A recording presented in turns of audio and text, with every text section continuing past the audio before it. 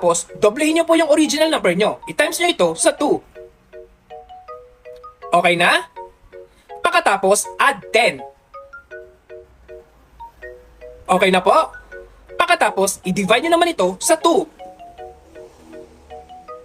Okay na? At ang last, i-minus nyo naman ito sa original number nyo. Yung original number nyo kanina. At magkakaroon kayo ng final answer. Ilagay mo sa isip mo. At ang last, hanapin nyo daw po dito ang final number nyo at tandaan kung anong superhero ang naka-indicate dito. Tandaan mo kung anong superhero naka-indicate dyan at huhulaan ni Kuya Jibe kung sino yon, okay?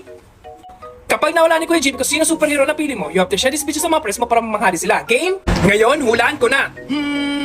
Alam ko na. Ang superhero na napili mo ay si Aquaman. Cute!